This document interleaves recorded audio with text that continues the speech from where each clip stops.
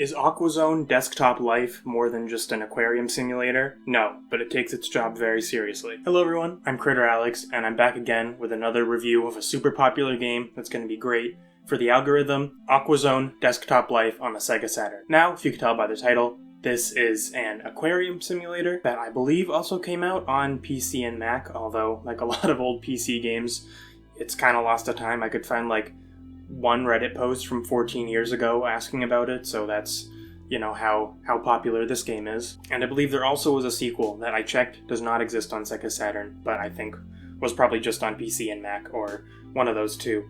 So I will never be able to experience that, but how does the first one hold up? Well, first, with a game like this, obviously vibes are super important, and this one completely passes the vibe check. It has a bunch of different options for music. A lot of them are really awesome. So you can see I'm going through them here, trying to decide on one. Also, I just love Sega Saturn graphics in general. The menus in this are really interesting. I believe this was an English game originally, which is why there's so much English even in the Japanese version. It seems like the Japanese is kind of almost an afterthought. It's like tacked on after the words. So yeah, you don't have to worry about navigating this if you speak English. But also, getting back to my original point, there's just a lot of weird, splash screens and stuff on the menu that just hit very different with the kind of mysterious, aquatic music that's usually playing, or no music that's playing sometimes, and, the Japanese text, and obviously the kind of pixelated images. There's just a very interesting vibe going on in the menus in this game. And obviously the fish tank itself is super nice. The kind of point of this game is just to leave it on, leave it running, see what the fish do. There's a lot of cool backdrop options. I played with a few different ones you'll see throughout this video,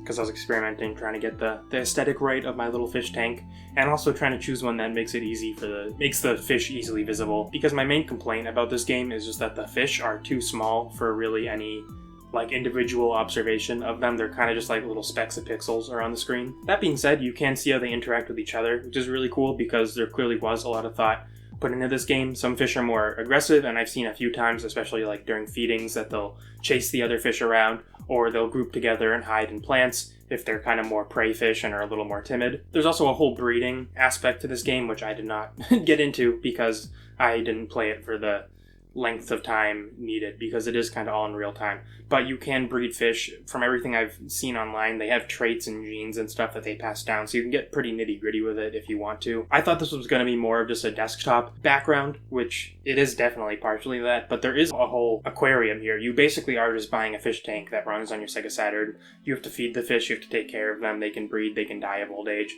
all of that kind of stuff. I thought the ages of the fish were a little confusing, because at first it was saying that they were 400, 350 years old. I was like, I don't think betta fish usually live that long. I think they live a week and then they die. But that is the amount of days that they've been alive, I'm assuming. I actually didn't read that anywhere, but that's the only way it makes sense. I don't think there's any 400-year-old goldfish running around. If you're a 400-year-old goldfish watching this video, let me know. Also, you may have noticed, unlike my last Sega Saturn video, these are all direct recordings of my screen rather than me just recording my TV screen with a camera.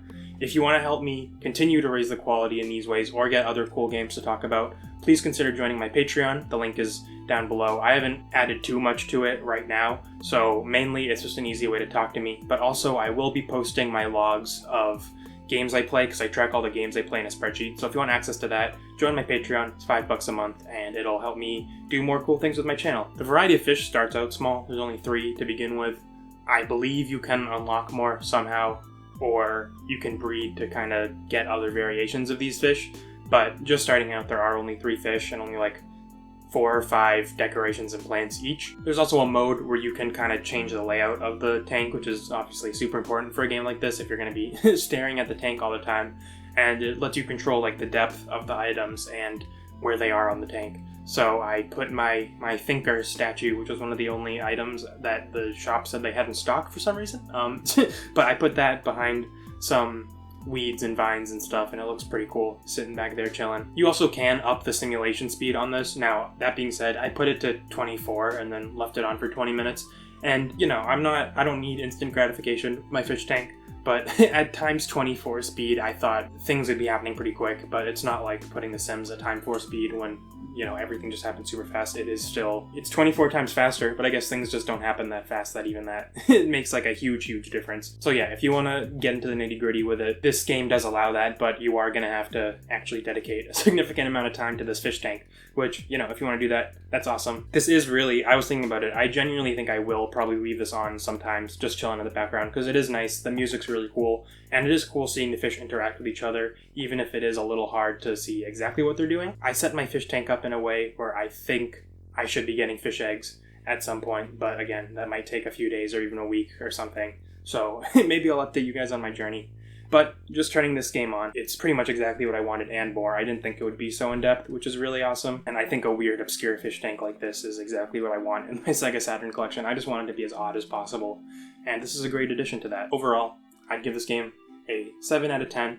It's barely even a game, but what is here is super in-depth. It is clear a lot of care was put into this, especially in the behavioral models of the fish. Obviously, I wish that their actual, like, physical models were a bit bigger, which is one of my main complaints. But the simulations of these fish are very enjoyable to watch. The music is great. The looks are nice. Everything, the whole package is just very enjoyable to experience, if not a little bit simple and, you know, not super high octane. But if you have a Sega Saturn and you want a virtual fish tank on it, you can't really go wrong with this. And if you just want something weird and obscure for your collection, get this. It's like 15 bucks. Thank you for watching. Join my Patreon. Follow me on Twitter. Follow me on TikTok. Like and subscribe. Have a nice life.